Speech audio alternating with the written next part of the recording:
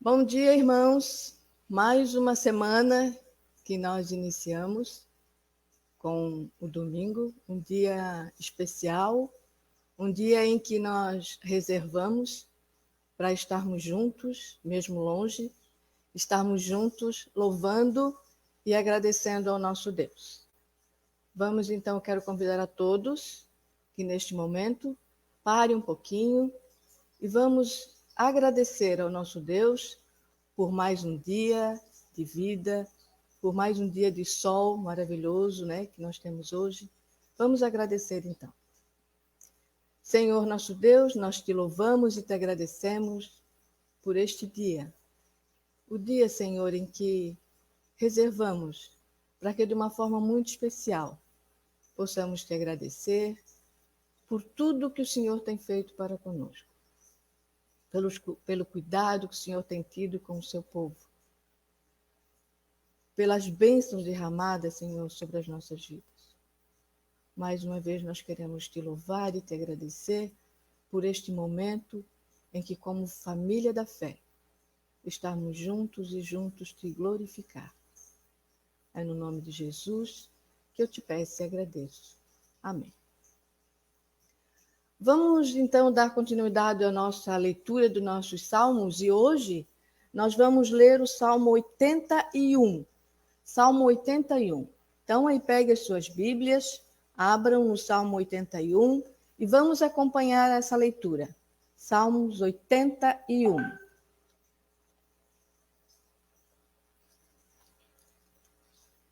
Cantai de júbilo a Deus, força nossa, celebrai o Deus de Jacó.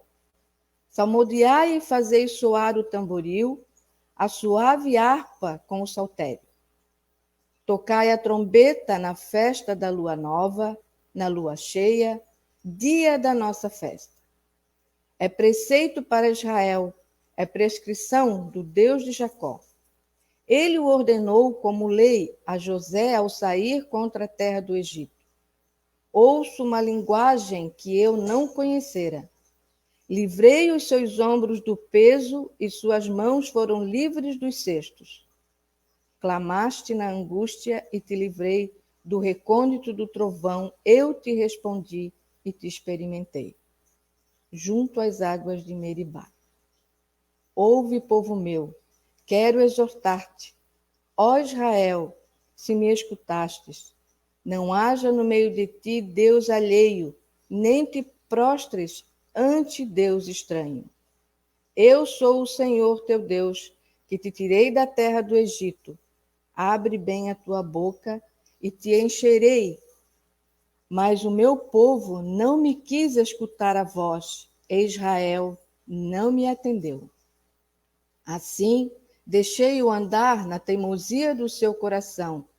Siga os seus próprios conselhos. Ah, se o meu povo me escutasse, se Israel andasse nos meus caminhos, eu de pronto lhe abateria o inimigo e deitaria a mão contra os seus adversários. O que aborrecem ao Senhor se submeteriam, e isto duraria para sempre. Eu o sustentaria com o trigo mais fino e o saciaria com o mel que escorre da rocha. Este é um salmo de exortação, de louvor e de obediência ao Senhor. Asaf aqui, ele foi usado por Deus para dar um recado para o povo, que mais uma vez estava atribulado. Mas Deus, por que somos tão teimosos em nossos corações e não damos ouvidos à tua voz, à voz do teu povo? Parece até uma ofensa contra o Espírito Santo, que nos pede para cantar e não chorar, lamuriar, prantear e reclamar. Ele nos pede para celebrarmos, mas o que nós temos feito? Ele nos pede para salmodiarmos e ainda fazer soar o tamboril. Ele nos pede para tocarmos trombetas nas festas que ele instituiu. E disse que isso não era uma opção, era lei. para ser cumprida pelo seu povo, o povo que chama pelo seu nome. Veja os verbos que são verbos de ações que são usados nesse salmo. Cantar, celebrar, salmodiar, fazer soar, tocar. E para fazermos isto nas festas que ele instituiu. Então, esse recado, né, que Asaf deu, né, para o seu povo, será que ele ainda serve para nós também? Será que também é um recado para nós hoje, o povo do Senhor? Será que nós temos gastado o nosso tempo reclamando, lamuriando, chorando, em vez de nós agradecermos ao Senhor, cantarmos ao Senhor, dar ouvidos ao nosso Deus e não ouvido às outras coisas? Este é um salmo para que a gente medite sobre isso, né? Para que a gente se afaste, né, de ser ingrato por aquilo que o Senhor tem nos dado, deixando o Espírito Santo nos conduzir, né? Como ele tem feito até aqui, né? Ele nos conduz dia a dia para sermos aperfeiçoados no Senhor. Mas eu também quero ler um recadinho, na verdade um recado muito importante, que um servo do Senhor também deixou para nós. Olha só, ele se baseou esse recado é baseado no versículo 13 deste salmo. Ah, se o meu povo me escutasse, se Israel andasse nos meus caminhos. Quantas bênçãos são retidas e quantas experiências maravilhosas deixamos de usufruir porque não escutamos a Deus. Quantos frutos deixamos de colher e quantas vitórias deixamos de experimentar porque não andamos no caminho do Senhor. É tempo de escutar a Deus. É tempo de andar nos caminhos de Deus. É tempo de experimentar o melhor de Deus. Quem nos deixou esse recado é o nosso irmão, reverendo Hernande Dias Lopes. É um recado muito importante. É tempo de escutar a Deus. É tempo de andar nos caminhos de Deus. É tempo de experimentar o melhor de Deus. Você hoje está triste? Está com algum problema de saúde? Está com algum problema financeiro? Está com algum problema familiar? É tempo de experimentar o melhor de Deus. Ouça a Deus. Ouve o que o Senhor tem a te dizer. Não reclame, mas ouça a voz do Senhor. Que Deus nos abençoe, que Deus cuide de nós. E eu vou passar agora para os nossos recadinhos, rapidinho. Primeiro nós queremos nos cumprimentar, né? Mandar o nosso abraço, o nosso carinho, nosso afeto todo especial aos nossos irmãos Irlene e Israel, que completaram mais um ano de vida conjugal, no dia 20. Que o Senhor continue os abençoando, dando sabedoria, para que essa união permaneça até a volta do Senhor. Nós queremos também agora, nós temos alguns motivos de oração, né? A gente sempre deve orar pela nossa igreja, pelo povo de Deus, pelos irmãos, né? Alguns irmãos em especial. Nós queremos pedir que os irmãos continuem orando pelos nossos idosos da igreja, né? Que são grupos de risco. E pedimos também que oremos pela nossa irmã Neuza. Ela faria uma cirurgia na sexta-feira, foi transferida para amanhã, para segunda-feira. Então, que a gente continue orando por ela, que Deus tranquilize o seu coração, porque a vontade do Senhor será feita. Então, que Cristo esteja consolando, confortando, tranquilizando o coração da Neuza, e também preparando a equipe médica para que tudo corra bem. Esse é o nosso desejo, né? E que a gente espera que o Senhor, né, tranquilize o coração também da igreja. Nós queremos também pedir orações pela família do nosso seminarista Guilherme. Esta semana ele também faleceu, seu sogro. Então, que a igreja esteja orando pela família, pela Daiane, que ela, né, que Deus tranquilize o seu coração e toda a família. Uma perda sempre é triste, né? A família sofre, sente saudade, então que o Senhor esteja acalentando aquela família. Nós também queremos pedir oração e também desde já agradecendo, também na sexta-feira, a nossa neta Helena, ela teve uma queda, quebrou o bracinho, foi para o hospital, fez uma cirurgia, está bem, graças a Deus, correu tudo bem, mas é que ele ainda está no hospital, né? Provavelmente sai hoje, mas que ela está bem ansiosa para ir para casa, é criança, quer estar em casa. Também que os irmãos continuem orando pelos pais e por ela também, para ela que fique tranquilinha, esperando o momento certo de sair, né, do hospital. Nós estamos, o pastor Felipe também falou lá no grupo, que estamos fazendo essa escola dominical online por conta, principalmente, do professor da escola dominical dessa manhã, que será o diácono Wilson. Ele também rompeu o tendão ontem à tarde, né, e aí está com muita dificuldade para caminhar. Amanhã que ele vai procurar um médico para ver qual foi a extensão desse rompimento.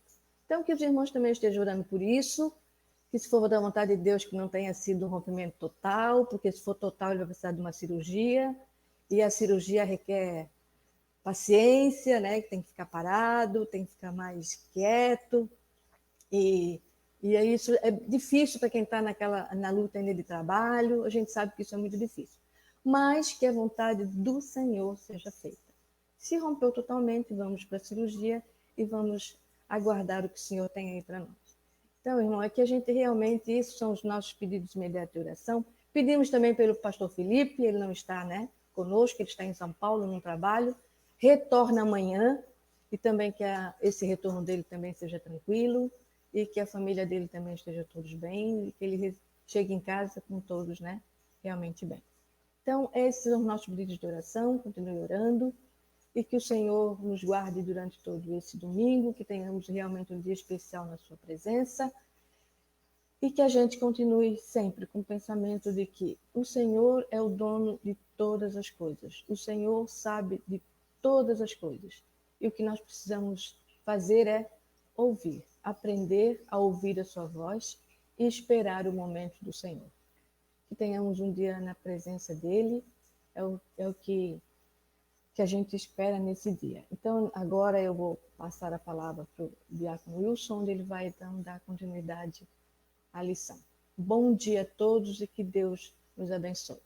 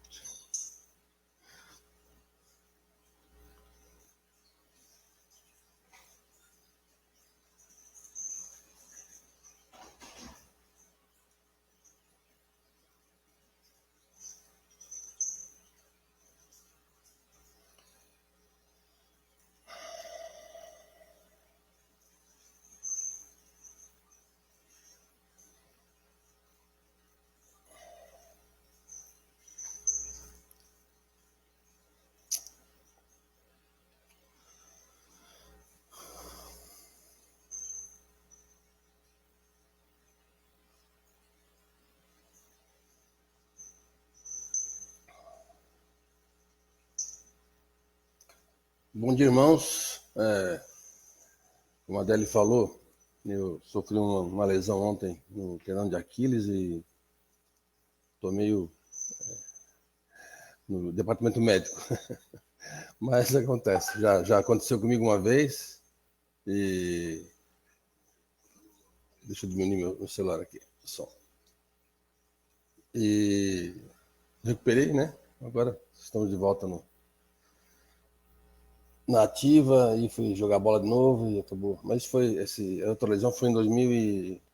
faz uns 14 anos já, mas acontece. Bom, vamos abrir nossas Bíblias. Abram suas Bíblias aí no texto básico, né?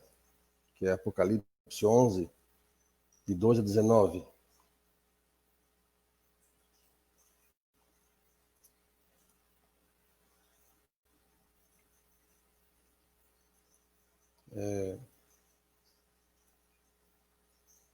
Diz assim a palavra de Deus.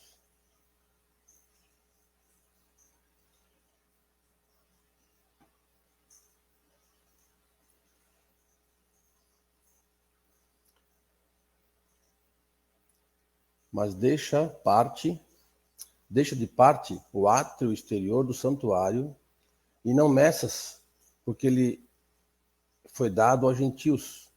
Estes, por 42 meses, calcarão aos pés da cidade santa. Darei as minhas duas testemunhas, que profetizem por 1260 dias, vestidas de pano de saco. São estas as duas oliveiras, os dois candeeiros, que se acham em pé diante do Senhor da terra. Se alguém pretende causar-lhes dano, sai fogo da sua boca e devora os inimigos. Sim, se alguém pretender causar-lhes dano, certamente deve morrer. Elas têm autoridade para fechar o céu, para que não chova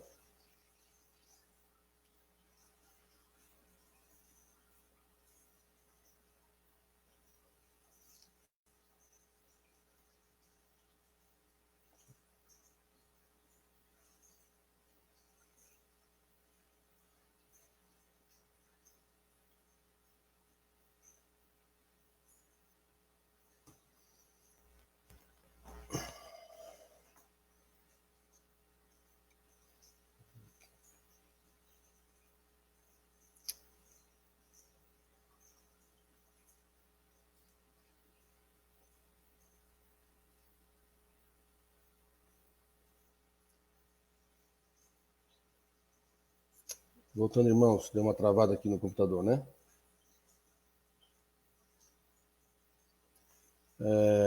Parei no versículo 6. Elas têm autoridade para fechar o céu, para que não chova durante os dias em que profetizarem. Tem autoridade também sobre as águas para convertê-las em sangue, bem como para ferir a terra com toda sorte de flagelos, tantas vezes quantas quiserem.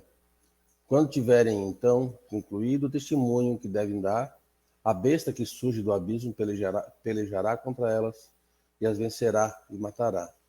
E o seu cadáver ficará estirado na praça da grande cidade, que espiritualmente se chama Sodoma e Egito, onde também o seu Senhor foi crucificado. Então, muitos dentre os povos, tribos, línguas e nações contemplam os cadáveres das duas testemunhas por 3 dias e meio e não permitem que esses cadáveres sejam sepultados. Os que habitam sobre a terra se alegram por causa deles. Realizarão festas e enviarão presentes uns aos outros, porquanto estes dois profetas atormentaram os que moram sobre a terra. Mas depois dos 3 dias e meio, um espírito de vida vindo da parte de Deus neles penetrou, e eles se ergueram sobre os pés. E aqueles que os viram, sobreveio grande medo. E as duas testemunhas ouviram grande voz vinda do céu, dizendo-lhes: Subi para aqui. E subiram ao céu numa nuvem, e os seus inimigos as contemplaram. Naquela hora houve grande terremoto, e ruiu a 10ª parte da cidade, e morreram neste terremoto 7.000 homens, ao passo que as outras ficaram sobremodo aterrorizadas e deram glória ao Deus do céu. Passou o segundo ai. Eis que sem demora vinda o terceiro ai. Vem o terceiro ai.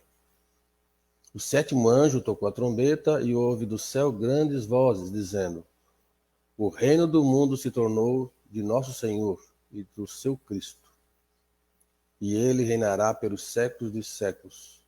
E os 24 anciãos que se encontram sentados no seu trono, diante de Deus, prostraram-se sobre o seu rosto e adoraram a Deus, dizendo: graças te damos, Senhor Deus, Todo-Poderoso, que és e que eras, porque assumiste o teu grande poder e passaste a reinar. Na verdade, as nações se enfureceram. Chegou, porém, a tua ira e o tempo determinado para serem julgados os mortos, para se dar o galardão aos teus servos e profetas, aos santos e aos que temem o teu nome, tanto aos pequenos como aos grandes, e para destruíres os que destroem a terra. Abriu-se então o santuário de Deus, que se acha no céu, e foi visto a arca da aliança no seu santuário, e sobrevieram relâmpagos, vozes, trovões, terremoto e grande saraivada. Vamos orar? Senhor Deus, nosso Pai, nós te agradecemos porque tu és um Deus maravilhoso e tremendo, um Deus que nos ama, Senhor, e não te furtaste de se revelar a nós, homens imperfeitos, pecadores que somos. E te pedimos perdão já de antemão, Pai, porque somos limitados e temos dificuldade em entender a tua palavra, porque tu és santo, maravilhoso e grande. Mas te pedimos, Senhor, misericórdia sobre nossas vidas, e que possamos, nesse momento, termos a capacidade de interpretar a tua palavra, Senhor. Teu Espírito Santo toque em cada um de nós que estamos ouvindo, e possamos entender tantos mistérios, Pai, como é o livro de Apocalipse, a revelação que deste ao teu filho João. Tantas coisas que não entendemos, mas que nós possamos ter a humildade de também de entender e compreender e sermos submissos à tua vontade, de que certas coisas tu não quiseste revelar, e possamos ser humildes em entender isso.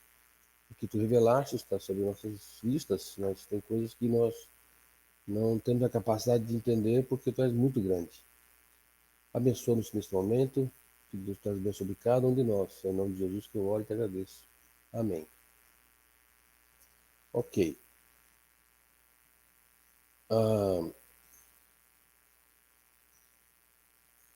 O juízo é anunciado. Esse é o tema da nossa lição de hoje, tá? Lemos o verso de Apocalipse 11, 2 até 19, né? E nós vamos fazer uma breve introdução sobre a lição, tá? Vou fazer talvez algumas pessoas não acompanharam todas as lições, então vamos fazer um pouco de retrospecto do que foi visto até agora. Estamos na 7ª lição, né? Então é importante que nós possamos nos sempre atualizar no contexto do livro, tá? A visão de João ocorreu, tá? Nós vamos ver onde ela ocorreu e o que ele viu, né? Tá? Como ele viu e o que ele viu. Tá certo? Primeiramente. João estava na ilha local, né? Qual local que ele se encontrava? A primeira coisa que nós temos que recordar é aquilo que o pastor tem falado em todas as escolas dominicais, né? Que o estudo do livro do Apocalipse tem muito simbolismo, certo? E Jesus revelou a João, o apóstolo amado, certo? Na ilha de Patmos. Essa ilha era uma ilha para prisioneiros do Império Romano. João já havia sido condenado à morte no... Só um pouquinho, deixa eu arrumar aqui a apresentação de vocês. Pronto, melhor assim.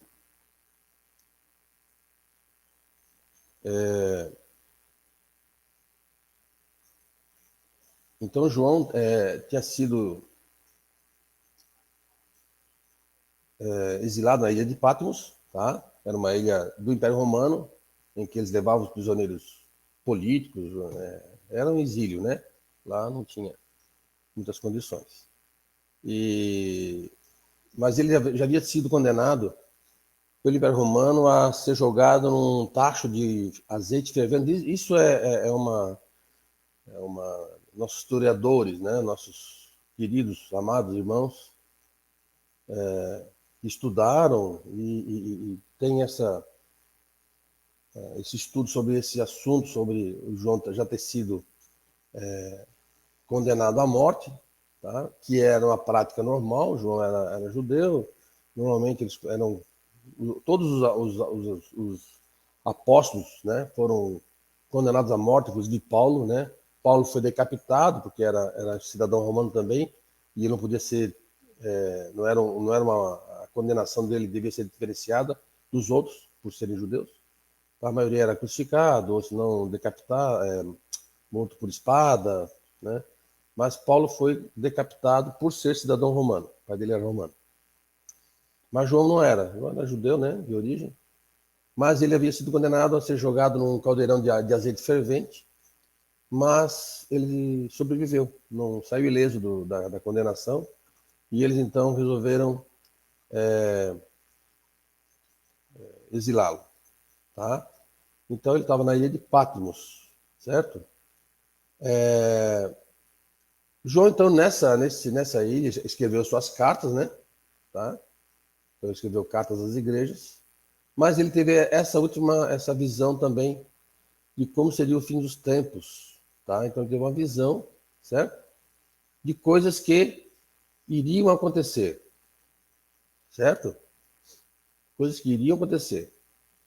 Necessariamente, não é um momento único, tá? Ele não fala em dias, nem meses, ou anos, ou eras. Ele diz que são coisas que iriam acontecer dali para frente, tá? Até ele usa a expressão breve, né? Mas o breve não se sabe o conceito dele de breve, né? Mas o que a gente pode afirmar é que não são coisas que vão acontecer só lá no final. Já estão acontecendo. Nós cremos nisso. Nós, como bons presbiterianos, né? Não cremos no fim uma coisa única, mas sim nós já estamos passando por esses momentos, tá? Então são coisas que iriam acontecer dali para frente, certo? Temos que nos ater nos símbolos, tá? Então são coisas simbólicas que nós não sabemos, nem João sabia, muitas coisas ali João não sabia, né? Então é importante que temos que cuidar com as falsas interpretações, tá certo? Então temos que cuidar com as falsas. Existe muita especulação com relação ao livro do Apocalipse, né? Tá? As pessoas têm. O ser humano é próprio do ser humano, né? A preocupação com o fim dos tempos, com o que vai acontecer amanhã. E o próprio Jesus disse: não se preocupe com o dia de amanhã. Não se preocupe. Mas ele deixou, né? A carta do Apocalipse. Então, já que deixou essa carta, essa revelação a João, vamos estudar aquilo que está revelado. Tá certo? Muito bem. Esses são os primeiros pontos da introdução.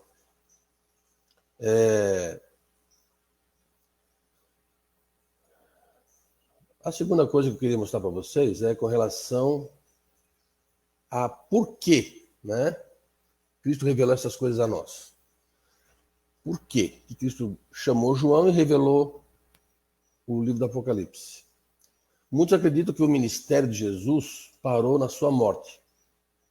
Ou seja, Cristo veio ao mundo, né, se humilhou já, é uma humilhação, fato. Só o fato de Jesus vir como homem, nascer como toda aquela situação do nascimento dele e tal, já foi uma humilhação.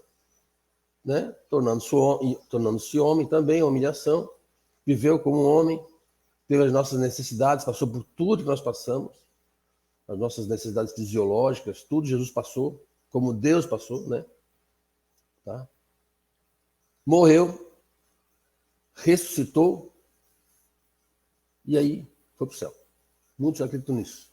E aí acabou o ministério dele, é o suficiente, né? E que Cristo, então, passou por toda a situação de humilhação, mas em glória foi ressuscitado e foi assunto ao céu. Mas agora aguarda pacientemente, né, os homens se converterem a ele, e aí no momento certo ele então vai assumir o trono, né? Essa é uma visão que muitos têm, tá? Aguardando simplesmente a decisão do ser humano de querer ir para o inferno, para o céu, tá? Pela fé, se chegar a Cristo. Realmente, a Bíblia fala isso, né? Que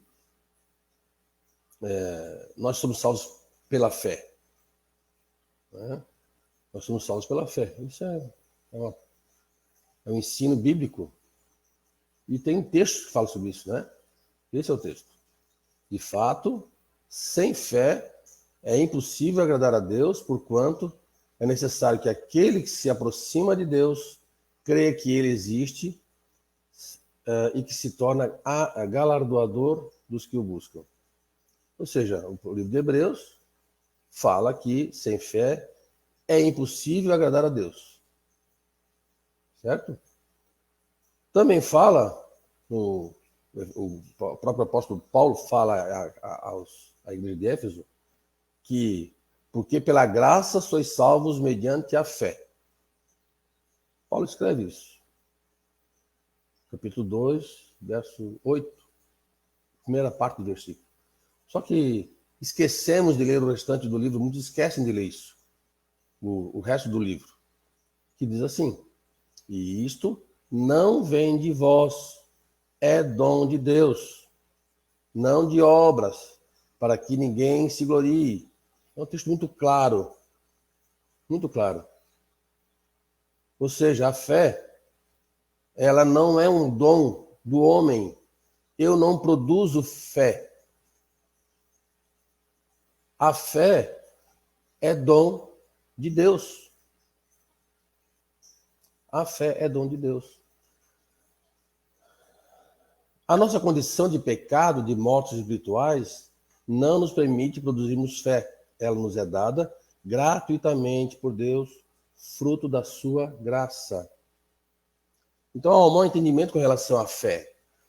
O conceito de fé que nós temos é de acreditar, apenas acreditar. Muitos falam, tua fé te salvou, e é uma crença apenas. O próprio Cristo disse que os demônios creem e tremem. Então, os demônios sabem que Deus Cristo existe, creem em Jesus Cristo, na existência dele. Mas fé é muito além de crer. O ser humano natural, ele não pode ter fé e não produz fé, porque ele é um morto espiritual. A ressurreição de Lázaro, por exemplo, é um exemplo bem típico, né? A gente temos que nos atentar aos simbolismos da Bíblia, né? Quando Cristo ressuscitou Lázaro, Lázaro estava 4 dias já morto. Ou seja, seu corpo estava em estado de putrefação. As próprias irmãs dele disseram: Senhor, já fazem 4 dias que morreu. E isso, chamar a atenção de 4 dias, é porque os judeus tinham uma crença de que o espírito ficava no corpo 3 dias. Até em função da própria profecia do Messias, né? Isaías fala muito nisso. Então eles achavam que depois de 3 dias, então, aí o espírito saía do corpo. Então eles Cristo esperou propositalmente chegar após o terceiro dia, foi proposital. Porque sabia que ia acontecer. Para quebrar essa narrativa de que para não alegarem que não, o espírito estava no corpo dele ainda, por isso que ele ressuscitou. Para não os inimigos dele não dizer que era uma falsidade, um falso Messias. Então, já estava em estado de putrefação. Né? E Jesus, então, ressuscita Lázaro, simbolizando que Lázaro não podia se auto-ressuscitar, como o próprio Cristo fez. Né? Lázaro teve que ter uma ação externa para que ele pudesse ser salvo. Ou seja, Lázaro não tinha fé, porque ele estava morto. Mostrando exatamente a situação do homem natural, de morto espiritual, de alguém sem espírito de Deus. Né? Então a nossa condição de pecado, ela não nos permite produzir fé. Outra coisa que nós devemos nos atentar é com relação aos textos que falam que Deus é que dá a Jesus. Tem um texto muito interessante, né? Está em João, que diz o seguinte: todo aquele que o Pai me dá, esse virá a mim, e o que vem a mim, de modo nenhum lançarei fora, porque eu desci do céu, não para fazer a minha própria vontade, sim a vontade daquele que me enviou. E a vontade de quem me enviou é esta, que nenhum eu perca de todos que me deu. Pelo contrário, eu o ressuscitarei no último dia.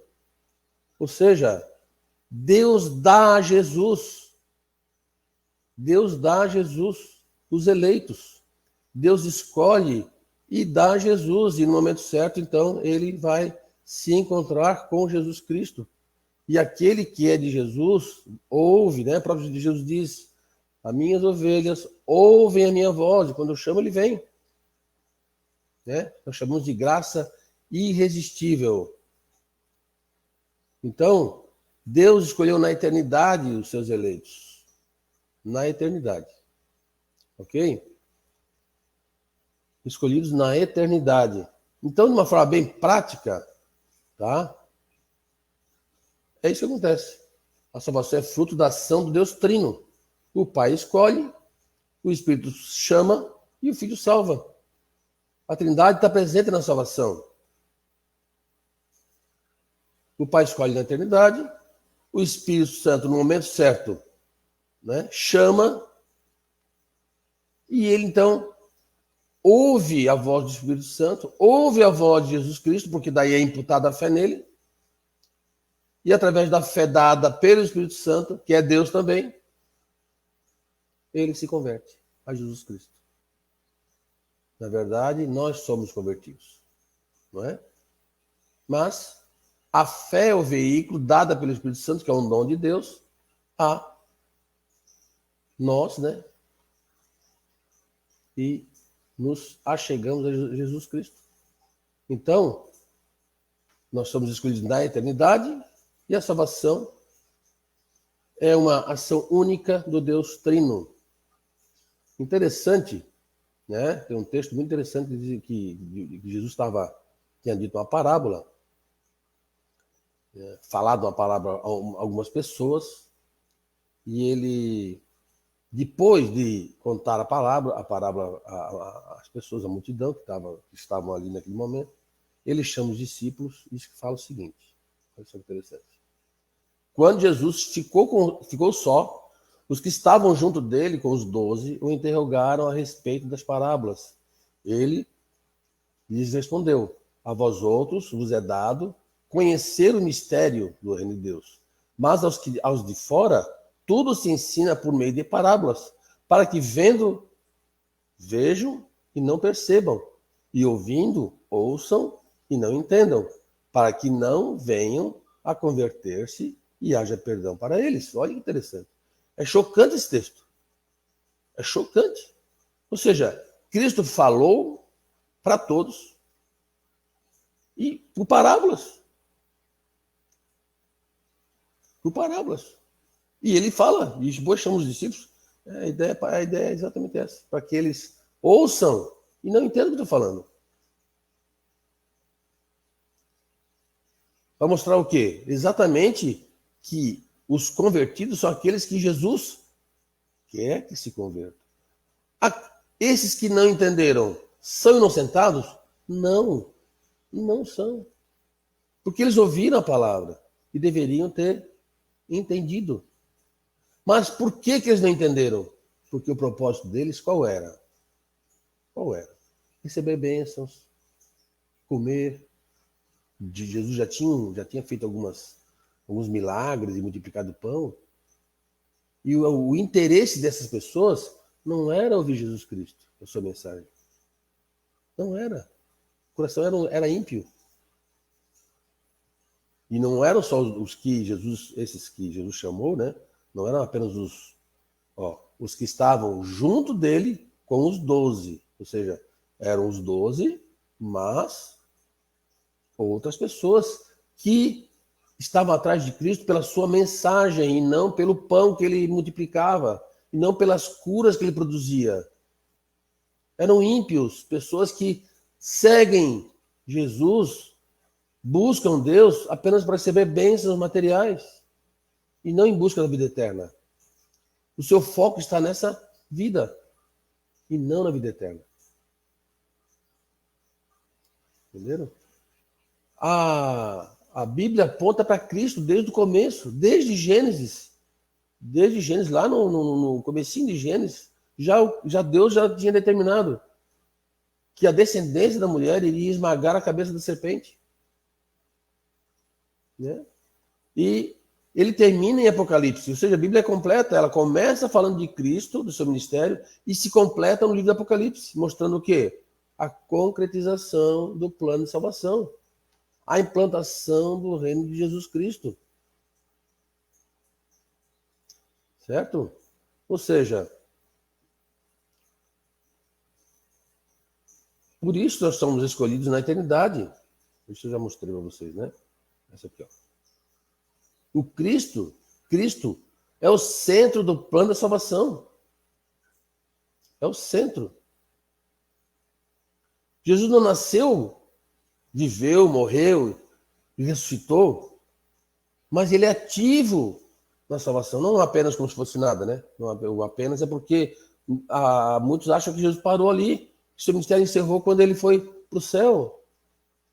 Mas Jesus é ativo, ele reina ainda, já reina.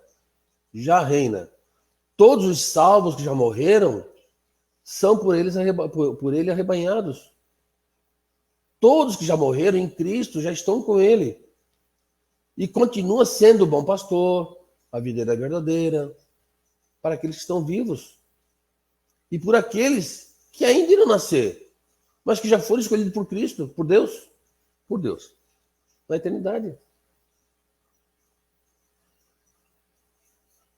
Então, é preciso que nós entendamos isso. Entendamos que a salvação é uma ação do Deus Trino. Tá?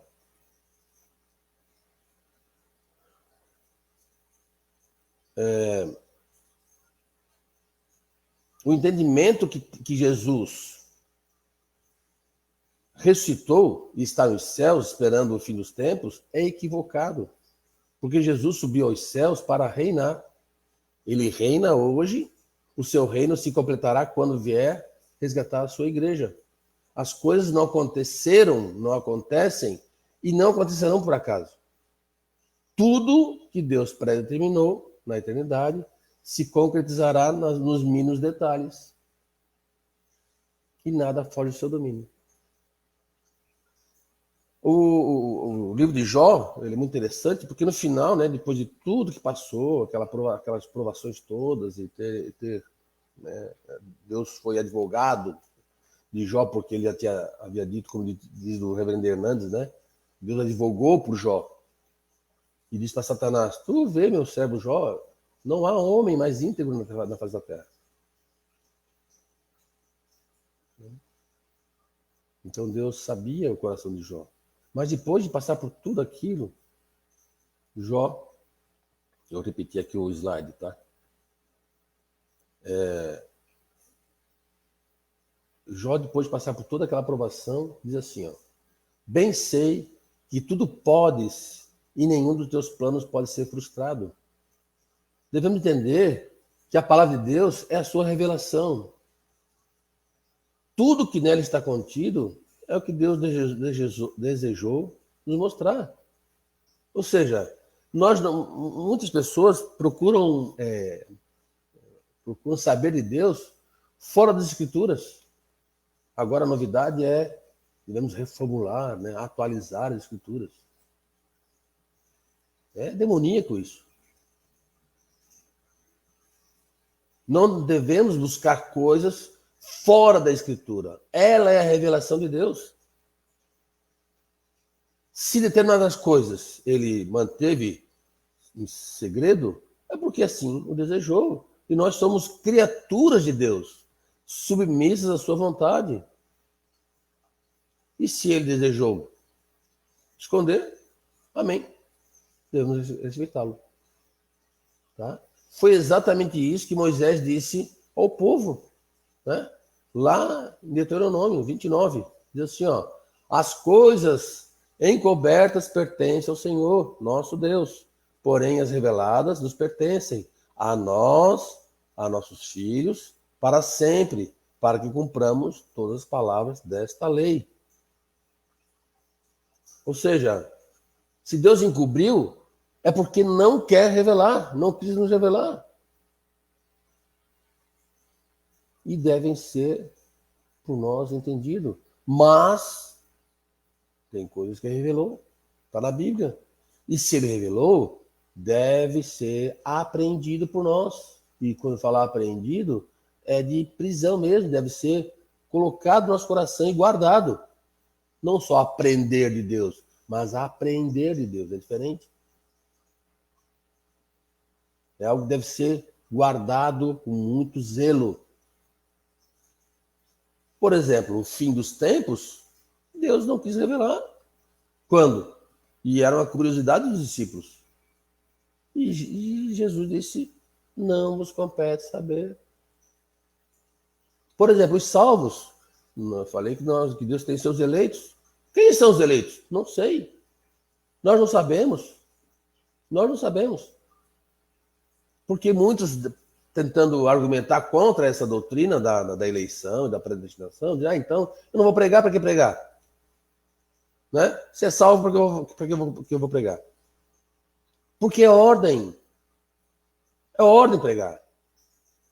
Então pregue. Simples. A salvação não depende de mim daí. Nós somos só apenas semeadores da semente da palavra de Deus. E aí a semente vai cair em terra boa, em terra fértil, em terra, né, pedra. É aquela parábola do semeador. Onde vai cair a semente, não é comigo. Se ela vai produzir frutos, não é comigo, não é conosco. Não somos nós que determinamos isso. É Deus. Tá? Mas, né, por que Deus então revelou a João o livro do Apocalipse? Por que possui tanta linguagem figurada? Por que Jesus não revelou, né, as coisas com mais clareza e para que nós pudéssemos entender? São perguntas que não nos cabe fazer. Se ele revelou assim, é assim que ele quis revelar. Certo? E devemos nos resignar à sua soberana vontade. Tá? O livro de... Tem mais um texto interessante de Apocalipse. Diz assim, ó. Quanto ao mistério das 7 estrelas que viste na minha mão direita e aos 7 candeeiros de ouro, as 7 estrelas são os anjos das 7 igrejas e os 7 candeeiros das 7 igrejas, no caso do Apocalipse, né? Ou seja, são coisas que nós devemos... deixa eu puxar aqui a apresentação. Então devemos estar atentos à vontade de Deus. À vontade. Deixa eu puxar minha cola aqui. Então, essa introdução que eu fiz é exatamente para que nós possamos nos resignar à nossa limitação e entender sobre o simbolismo do livro do Apocalipse. O simbolismo. Devemos ter certas coisas que a gente não consegue entender.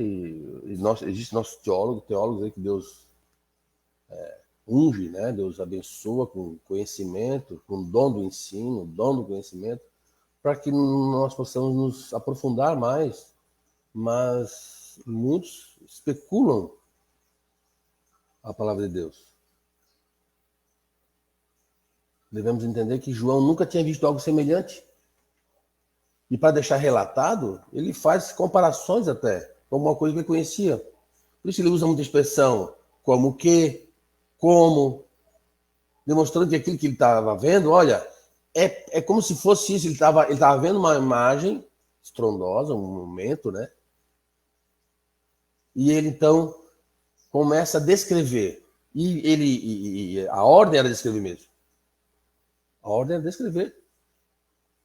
E Jesus, então, só que ele escreve e fala, olha, eu estou vendo isso aqui, isso é como, para vocês entenderem, é como se isso é parecido com essa determinada coisa, para que as pessoas pudessem, para que nós possamos entender. Nem hoje. Aí eu vi tem uma certa rede de TV que fez uma novela, do Apocalipse, e quando fala de... E aí se especula, né? Quando fala de gafanhoto, tal, de escorpião, jogando fogo pela boca. E aí já, não, isso são helicópteros que virão e vão atacar as pessoas. É especulação, gente. É viajar bastante, né, na sua interpretação. Tá? Então faz um enredo. Então aqueles que estão curiosos com o livro do Apocalipse começam a especular. Temos que tomar cuidado com isso. Aí aqui.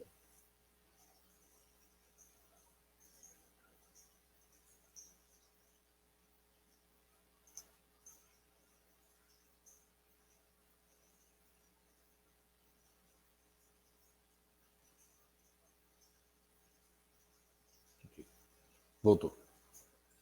Então devemos tomar cuidado com as especulações do livro do Apocalipse. Bom, o fato com relação ao que João viu, né, é que ele foi levado em espírito, a Bíblia fala que ele foi levado em espírito, tá? E entra no céu por uma porta, lá dentro ele vê um trono, né, onde Deus estava sentado nesse trono. Ele começa a descrever então tudo, né, e diz que observa que haviam relâmpagos, né, trovões, como se fosse, né? Observa animais estranhos, mostrando um evento tremendo. Tá?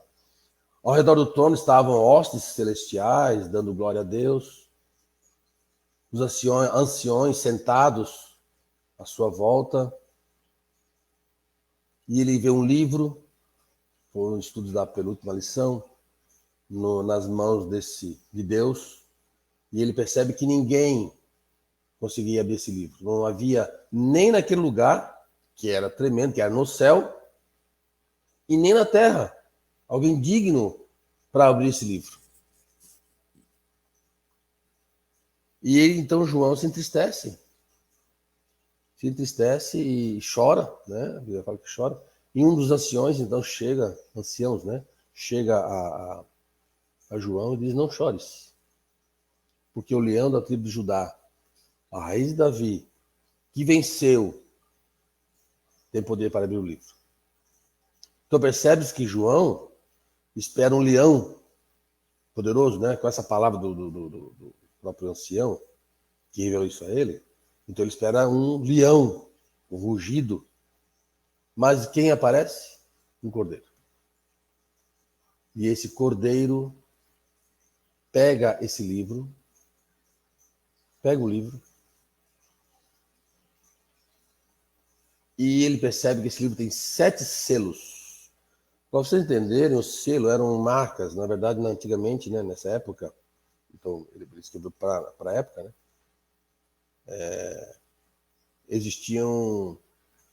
eram feitos de cera, então era lacre. Normalmente era colocado um pouquinho de cera em cima desse lacre, e tinha um selo que era normalmente um anel ou um carimbo. Então marcava, eram colocadas cordas em volta as correspondências ou livros eram assim, né? Se colocavam cordas e aí, então colocava essa cera e lacrava, né? Marcava. Ou seja, se alguém fosse romper esse selo, significava que alguém rompeu, alguém havia quebrado, né, o selo, que não era dele. Só a pessoa endereçada é que poderia abrir. Tá? Então, para vocês entenderem que selo eram esses. Certo? Então, os selos passam a ser abertos. Cada um. Então, ele abre um selo. Eram 7 selos. E conforme esses selos eram abertos, tá? Momentos aconteciam. Então, João via, era revelado a ele coisas. Então, João começa a ter uma visão desses eventos anteriores à glorificação, à implantação definitiva do reino de Jesus Cristo. Certo? E ele abre, então, o primeiro selo, o segundo selo, o terceiro selo, até o 7º selo. Até o 6º selo, até o 7º selo. Isso mesmo. Tá? Uma vez abertos 7 selos, ele percebe que 7 anjos se posicionam à frente do trono e é dado a cada um uma trombeta. E ele, então, percebe que aí só que aparece antes deles tocarem as trombetas, né, aparece um outro anjo. Mas o que eu queria chamar a atenção nesse momento agora de vocês é o número 7. Percebam que o 7 é apresentado em várias vezes no livro do Apocalipse. Né? Tá? O número 7 e seus múltiplos. O número 7, gente, ele é um sinal de perfeição. No Velho Testamento, na criação, o mundo foi criado em 7 dias. Né? O sonho do faraó do Egito foram 7 vacas gordas, 7 vacas magras, significando 7 anos de fartura, 7 anos de pobreza. Ao contrário, né? 7 anos de 7 anos de fartura e 7 anos de pobreza. Os anos que os babilônicos, os judeus ficaram na Babilônia foram 70 anos. Novamente o número 7 aparecendo. Quando pergunto para Jesus, né, quantas vezes devemos perdoar? 7 vezes, que era o número 7, o número da perfeição. Então, o judeu, como por ser muito legalista, achando que o número 7 é perfeição, então perdoava 7 vezes. 8 não. E eles perguntam para Jesus, Senhor, quantas vezes devemos perdoar? 7 vezes? E Jesus, não. Você deve perdoar 70 vezes 7. Ou seja, o número 70 vezes 7 dá 490. Mas Jesus não estava dizendo que ele devia perdoar 490 vezes, como se tivesse, estou perdoando mais uma, estou perdoando mais uma, estou perdoando até 400, estou te perdoando 489, falta uma só, depois não vou te perdoar mais. Ou seja, quem perdoa e fica cobrando é que não perdoou. Não perdoou. O que ele está querendo dizer? Que nós devemos perdoar infinitamente. Sempre perdoar, sempre. Ou seja, é o número da perfeição na extrema. Né? Ou seja, devemos perdoar sempre. Então, no livro do Apocalipse, também ele segue essa mesma ideia, né? Então, ele segue a mesma significação que no restante da Bíblia, usando sempre o sentido, com o sentido de perfeição ou plenitude de alguém, mas não deixamos de notar que ele usa o número 7 de uma forma muito característica, na maioria das vezes, de forma simbólica. É simbólico. Exatamente o sentido do perdão é simbólico. Não é 490 vezes. É eternamente. Porque o número 7 é o número de perfeição de Deus. Então, quando nós olhamos ali 7 espíritos, né? Os 7 espíritos de Deus, que seriam a mensagem. Deus não tem 7 espíritos, é um Espírito Santo, mas é simbólico. Por quê? Porque ele ia dirigir essa mensagem às 7 igrejas. Ou seja, mostrando o quê? A plenitude do Espírito Santo. Né? Presente junto à ação de Jesus Cristo, que é aquele que enviou o Espírito Santo à sua igreja após a sua morte e ressurreição. Ou seja, a plenitude do Espírito, número 7, novamente, mostrando a plenitude do Espírito Santo. São 7 igrejas, mostrando que a mensagem não é apenas às 7 igrejas, mas para todas as igrejas que professam o Evangelho de Jesus Cristo. Ou seja, a pregação do livro do Apocalipse não foi para as 7 igrejas, é para nós, né? Todas as igrejas que, desde que que João teve a revelação, até hoje, foi escrito para todo mundo, todos os crentes, todas as igrejas que professam Jesus Cristo como único Senhor e Salvador. São 7 anjos, que seriam os 7 pastores, como o pastor Felipe já falou, são os 7 pastores das 7 igrejas. E as 7 estrelas são as 7 igrejas. O número 7, poderiam ser 8 igrejas, 9? Poderia. Não tinham só 7 igrejas. Mas o número 7 representa a plenitude, ou seja, essa mensagem é para toda a igreja de Cristo. Toda. E Cristo falou assim, ó, explicando lá o livro é o texto que está na apresentação, né? Quanto ao mistério das 7 igrejas, das 7 estrelas, perdão, que viste na minha mão direita e aos 7 candeeiros de ouro, as 7 estrelas são os anjos das 7 igrejas e os 7 candeeiros são as 7 igrejas. O próprio Jesus está explicando isso para nós. Voltando aos anjos, né? Os 7 lá que, depois dos selos quebrados, 7 anjos se apresentaram na frente do trono e recebem 7 cornetas. Antes deles tocarem, um outro anjo aparece, um 8º anjo, ficou em pé, em frente ao altar que estava em frente ao trono, e diz que recebe muito incenso. Tá? O incenso era um sinal de pureza, de purificação. Antes do sacerdote fazer sacrificar para o povo, então ele pegava o incenso e aspergia, né? Aquela fumaça, eram normalmente aromáticos, esses incensos, e ele aspergia no Santo dos Santos, purificando aquele ambiente, aquele momento. Tá? Então, mostrando que a fumaça liberada pelo incenso subia, mostrando que as orações daqueles que estavam fora do Santo dos Santos, pedindo perdão pelo sacrifício que fizeram, por sinal, né? Eles diriam que estava sendo ouvidos. Tá? Estavam sendo ouvidos. Ou seja, Jesus, esse anjo, e a Bíblia fala que pega muito incenso, tá? E fala que esse incenso representa as orações de todos os santos, de todos os filhos de Deus. Ou seja, todos aqui, nós estamos falando agora em fim dos tempos, tá, gente? Tá? Os 7 selos foram abertos do livro da vida, livro que estava na mão de Deus, né? As trombetas iam começar a ser tocadas, tá? Mas,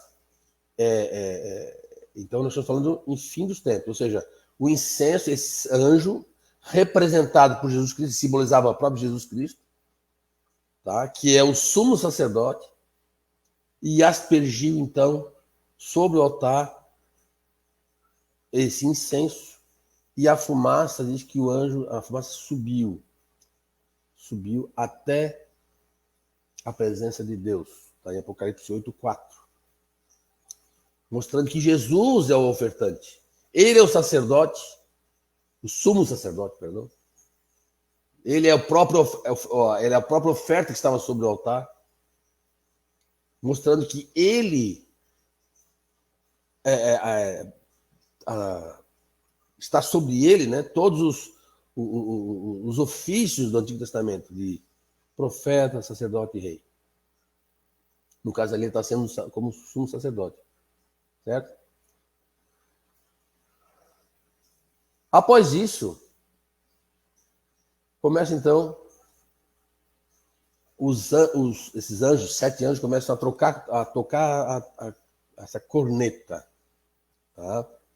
A corneta, gente, era também simbólica. Olha só que interessante. Quando João estava falando para os crentes, e essas cartas foram às igrejas, né? Ele sabia o que significava. A gente, por não ser a nossa cultura, temos que aprender. É isso que nós temos que aprender da Bíblia, né? Aprender os significados. Isso também é exegese, né? Pegar o texto e tentar ver a mensagem e trazer para o nosso contexto atual. O que é trombeta? A trombeta era usada pelos atalaias. Atalaias eram vigias que ficavam por cima das muralhas das cidades, no caso de Jerusalém, né? Existiam umas vigias que estavam acima do trono, do muro, que circulava a cidade, protegia, e eles ficavam observando. Se vinha alguma tempestade, algum evento pluviométrico, né? Se era chuva, alguma tormenta, tempestade de areia, algum povo amigo que estava chegando, porque existiam vários portões, e se vinha algum inimigo também. Então, cada corneta tinha um som diferente, ou a forma que tocava.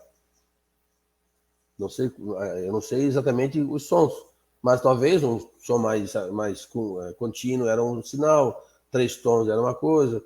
Quando eu estava no quartel, né, quando você viu o quartel em 82, tinha o corneteiro, que a gente sabia quando era para despertar, quando era para dormir, quando era silêncio. Ele tocava, o corneteiro saía no pátio, esvazio, e tocava trompete lá, a corneta, e a gente sabia o significado de cada som. Nós éramos treinados para ouvir aquele som e entender aquilo que estava sendo tocado. Né? E a corneta, nesse tempo, era assim também. Por isso que o atalaia não podia dormir. Ele podia ficar atento.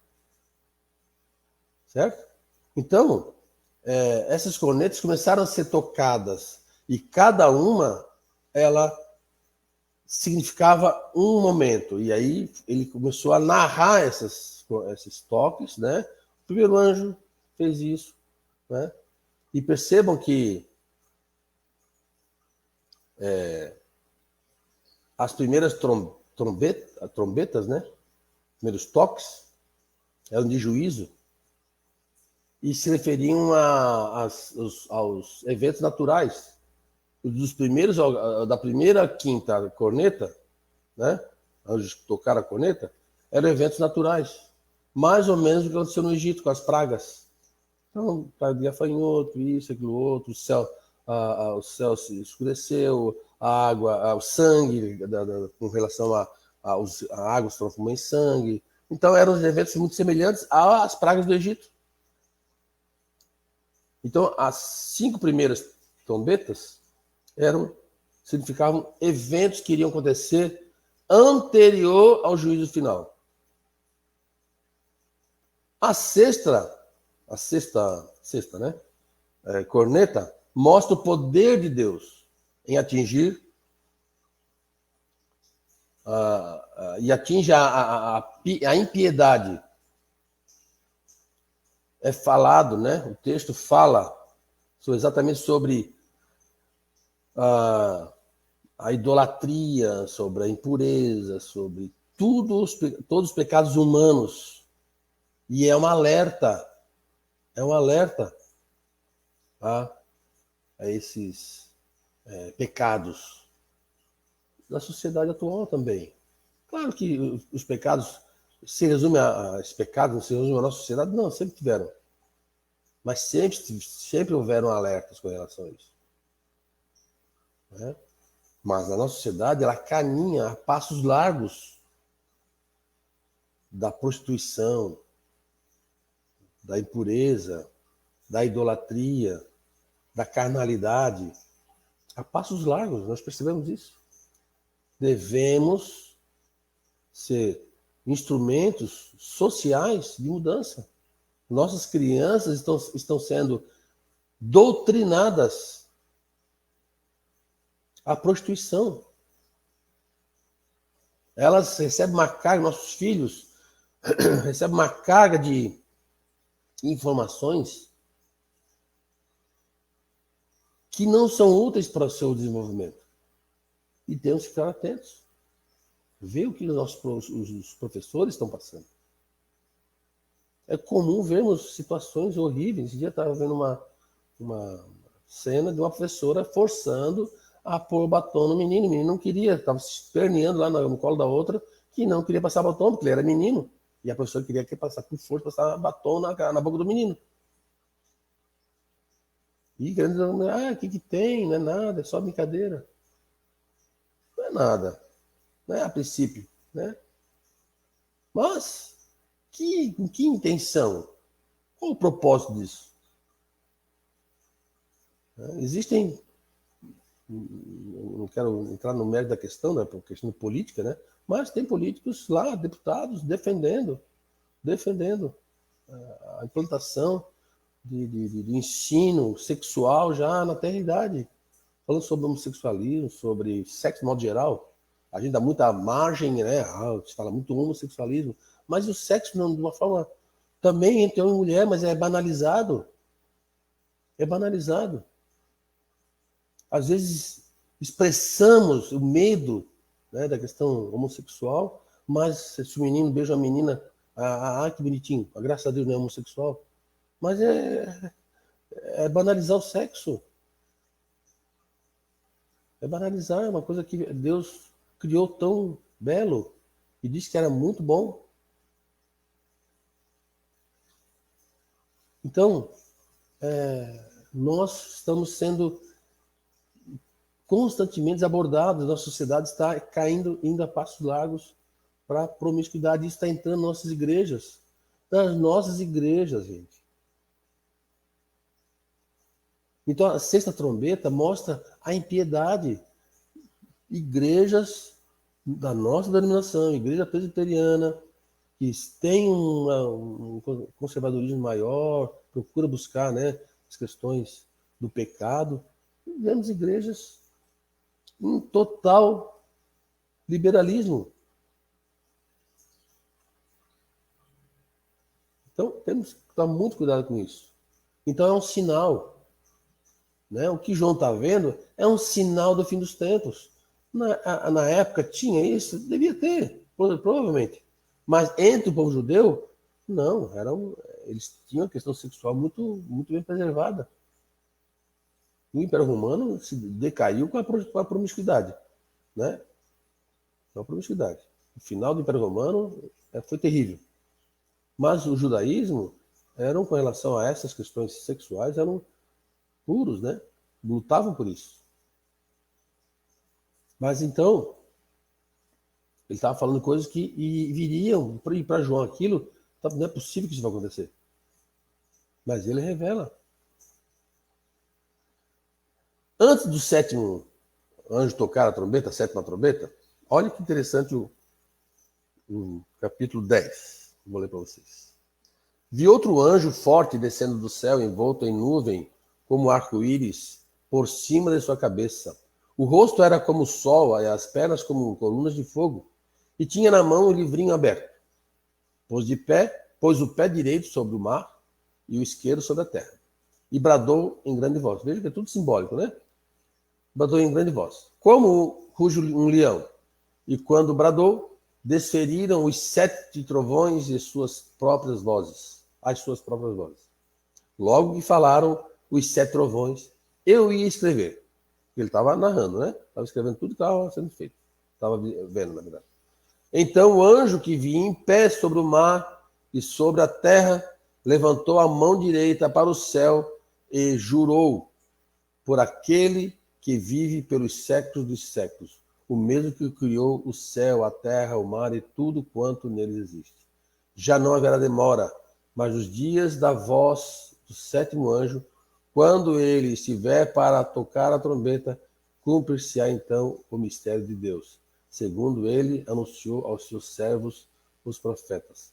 A voz que ouvi vinda do céu estava de novo falando comigo, dizendo: vai e toma o livro que se acha aberto na mão do anjo em pé, sobre o mar e sobre a terra. Fui, pois, ao anjo, dizendo-lhe que me desse o livrinho. Então ele me falou: toma-o e devora-o. Certamente ele será amargo no teu estômago, mas na sua boca doce como mel. Tomei o livrinho na mão do anjo e o devorei. E na minha mão e na minha boca era doce como mel. Quando, porém, o comi, o meu estômago ficou amargo. Então me disseram: é necessário que ainda profetizes a respeito de muitos povos, nações, línguas e reis. Eu acho que pulei um texto que eu queria ver, que há 7 trovões, quando ele ia escrever... Ah, tá ali. Desculpa, eu pulei uma linha aqui. E quando bradou, deferiram os 7 trovões as suas próprias vozes. Logo que falaram os 7 trovões, eu ia escrever, mas ouvi a voz do céu dizendo: guarda em segredo as coisas que os 7 trovões falaram e não as escrevas. Então, um anjo que via em pé sobre o mar e sobre a terra. Aí, o resto do texto. Ou seja, o próprio Cristo disse: isso eu não quero que tu revele. Ouve, mas não escreve. Ninguém sabe o que é. Agora eu vou ficar eu especulando: ah, não, quem sabe os 7 trovões estão falando isso, isso, isso. Não, ele não revelou. Se ele não revelou, acabou. É a ordem. E João não escreveu, como servo obediente. Né? Deixa eu tirar essa apresentação aqui. Aí eu fico na tela inteira para vocês. Isso. Então, e ficou assim, né? Ele não escreveu. O símbolo de comer. Deixa eu passar aqui a tela para frente. O símbolo de comer. O livro significa que João deveria pregar, falar do juízo de Deus. O grande problema das igrejas, né, das nossas igrejas evangélicas, é que não se fala mais de pecado. Não se fala mais de juízo. O evangelho é um evangelho barato. Não se fala que Jesus veio e virá. Que Deus é um Deus justo e que ele condena o pecado. Não se fala. E exatamente era o que o anjo falou para ele: come, na boca vai ser mel. O evangelho na boca é bonitinho. É muito bom. Cristo é amor, Deus é amor. Cristo morreu por todos nós. Oh, que maravilha. É bonito mesmo. É bonito. Mas também devemos falar do juízo de Deus, que Deus é justo e condena o pecado. A igreja evangélica, de modo geral, e vamos falar da nossa, né? Da nossa denominação, tem pregado o evangelho barato. Não se fala em juízo. Não se fala em inferno. Não se fala em pecado. Né? Pessoas cometendo absurdos dentro da igreja e não se condena. Em envolvimento de política na igreja, e assim vai. Né? Dá uma travada aqui. Peraí.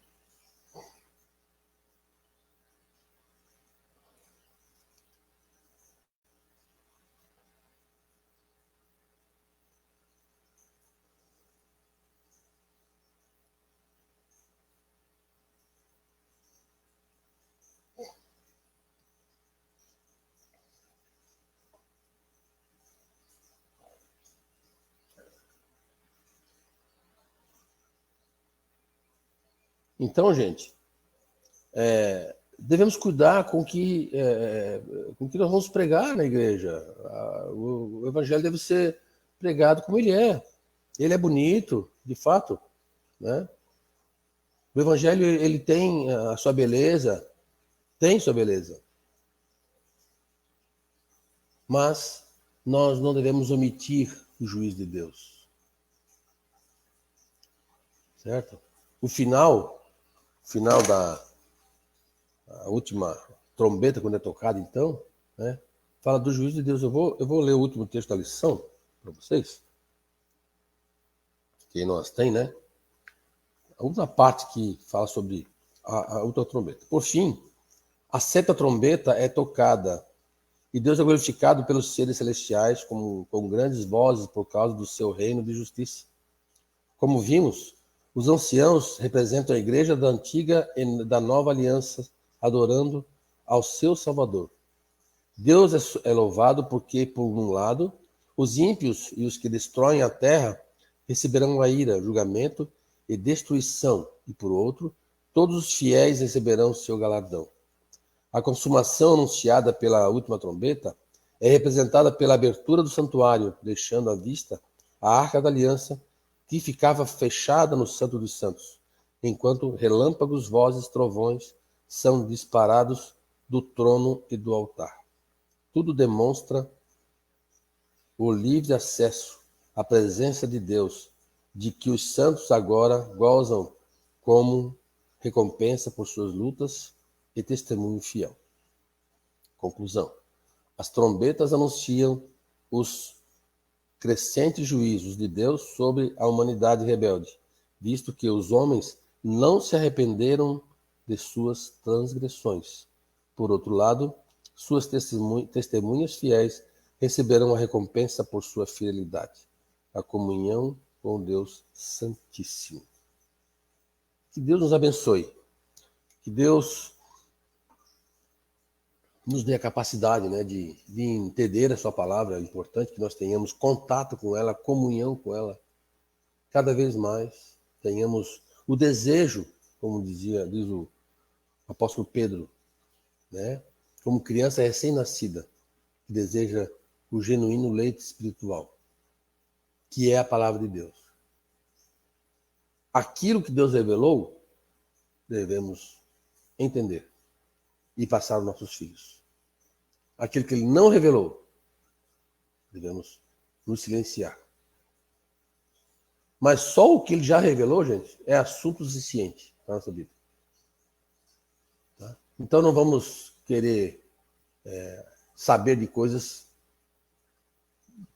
além do que Ele nos mostrou, sabendo que aquilo que Ele já nos mostrou já é o suficiente para nós estudarmos a vida toda. E mesmo assim, nós não aprenderemos tudo. Mesmo assim. Porque quanto mais nós nos achegarmos a Deus, mais nós veremos nossa impureza. E aí nós veremos o quanto nós somos impuros ainda e pecadores e dependemos da graça de Deus. Amém? Eu espero que esse estudo sobre o Apocalipse não é um assunto que é bom de estudar, porque ele é muito simbólico e difícil de nós entendermos, confesso para vocês. Mas ele está na Bíblia. Se está na Bíblia, vamos nos aprofundar. Temos nossos pastores, né, que estudam para isso, que tem material para isso, que pode nos mostrar com mais clareza esses símbolos, né? Mesmo entre eles, um acha uma coisa, outro acha outra, porque são símbolos, né? Mas eles têm capacidade de entender. Mas eu espero que os irmãos nos abençoem, Deus os abençoe, quer dizer, né? Nos abençoe, tá? Que nos dê um bom domingo e que nós preparemos para o culto à noite, que é um culto de adoração a Deus. Ali sim nós vamos adorar esse Deus maravilhoso. Vamos orar para encerrar? Nosso Deus, mais uma vez, Senhor, nos dirigimos a Ti, humildade, reconhecendo a nossa imperfeição, nossa capacidade de te entender, mas porque Tu és um Deus maravilhoso, Senhor, um Deus tão grande que nós não temos essa capacidade, humanamente falando, de te entender, mas sabemos que Teu Espírito Santo constantemente nos ensina e nos aborda e mostra, Senhor, a Tua palavra. Sabemos que Ele constantemente nos ensina e possamos ter nosso coração aberto para receber a tua palavra. Mas o culto, Senhor, é de adoração a ti e queremos te reverenciar através dele, através das nossas vidas, Senhor.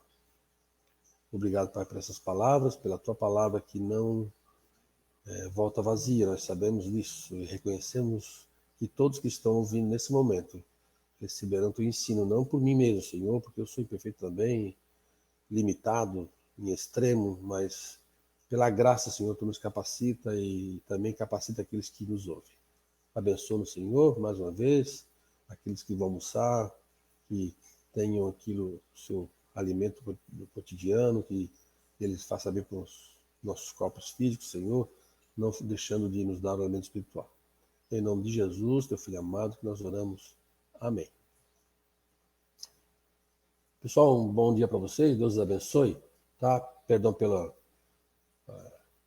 um erro de português, alguma coisa que eu tenha falado, pelo meu português que é de Portugal, né? Meu sotaque açoriano não, às vezes me torna meio difícil de entender, mas que Deus os abençoe, Deus nos dê capacidade de entender, tá bom? Um bom domingo a todos, Deus os abençoe.